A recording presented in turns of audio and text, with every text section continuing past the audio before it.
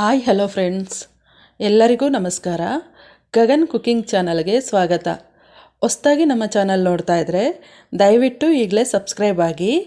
ಬನ್ನಿ, ಇವತ್ತು ತುಂಬ ಟೇಸ್ಟಿಯಾದಂತಹ ಸೌತೆಕಾಯಿನಲ್ಲಿ ಚಟ್ನಿ ಹೇಗೆ ಮಾಡುವುದು ಅಂತ ನೋಡ್ಕೊಳ್ಳೋಣ. ಇಲ್ಲಿ ನಾನು ಮೊದಲಿಗೆ ಒಂದು ಪಾತ್ರೆ ಇಟ್ಟಿದ್ದೀನಿ. ಪಾತ್ರೆಗೆ 2ರಿಂದ 3 ಸ್ಪೂನ್ ಎಣ್ಣೆ ಹಾಕ್ಕೊಳ್ತಾ ಇದ್ದೀನಿ. ನಾನಿಲ್ಲಿ ಒಂದು ಅರ್ಧ ಟೀ ಸ್ಪೂನಷ್ಟು ಜೀರಿಗೆ ತಗೊಳ್ತಾ ಇದ್ದೀನಿ. ಸ್ವಲ್ಪ ಹುರಿಯುತ್ತಾ ಇದ್ದೀನಿ ಜೀರಿಗೆ.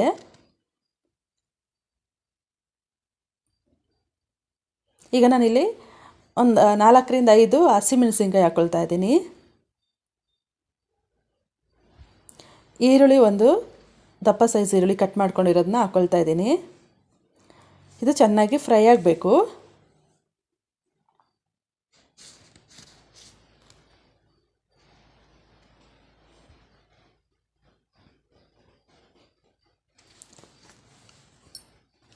ಈಗ ನಾನಿಲ್ಲಿ 1 ಇಂಚಷ್ಟು ಶುಂಠಿ ತಗೊಳ್ತಾ ಇದ್ದೀನಿ, ಸ್ವಲ್ಪ ಶುಂಠಿ. ಈಗ ಇಲ್ಲಿ ನಾನು ಪುದೀನ, ಕರಿಬೇವು ಸ್ವಲ್ಪ, ಕೊತ್ತಂಬರಿ ಸೊಪ್ಪು ಸ್ವಲ್ಪ, ಇವು 3ನ್ನು ಫ್ರೈ ಮಾಡ್ಕೊಳ್ತಾ ಇದ್ದೀನಿ. ಪುದೀನ, ಕರಿಬೇವು, ಕೊತ್ತಂಬರಿ ಸೊಪ್ಪು.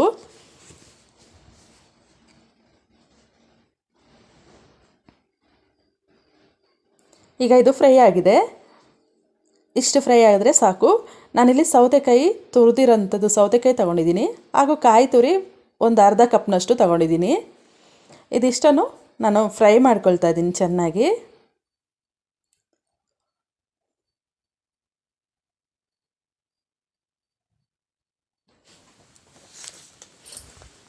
ಇದು ಚೆನ್ನಾಗಿ ಫ್ರೈ ಆಗಿದ್ಮೇಲೆ ನಾನಿಲ್ಲಿ ರುಚಿಗೆ ತಕ್ಕಷ್ಟು ಉಪ್ಪನ್ನು ಹಾಕ್ಕೊಳ್ತಾ ಇದ್ದೀನಿ. ಉಪ್ಪನ್ನು ಹಾಕ್ಕೊಂಡು ಚೆನ್ನಾಗಿ ಫ್ರೈ ಮಾಡ್ಕೊಳ್ತಾ ಇದ್ದೀನಿ. ಈಗ ಇದು ಫ್ರೆಂಡ್ಸ್ ಫ್ರೈ ಆಗಿದೆ. ಇದು ತಣ್ಣಗಾಗಕ್ಕೆ ಬಿಡಬೇಕೀಗ.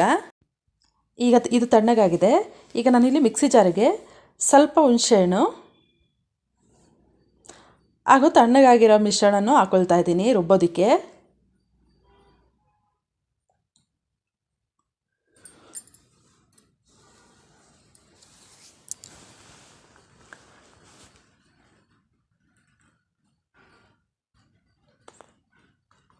ಇದಕ್ಕೆ ನಾನಿಲ್ಲಿ ರುಬ್ಬೋದಕ್ಕೆ ಎಷ್ಟು ಬೇಕಷ್ಟು ಸ್ವಲ್ಪ ನೀರನ್ನು ಹಾಕ್ಕೊಂಡು ರುಬ್ಕೊಳ್ತಾ ಇದ್ದೀನಿ.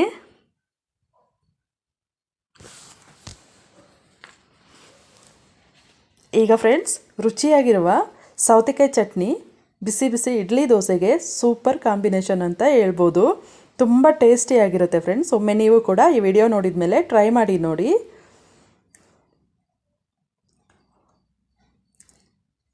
ಸೌತೆಕಾಯಿ ಚಟ್ನಿ ರೆಡಿಯಾಗಿದೆ.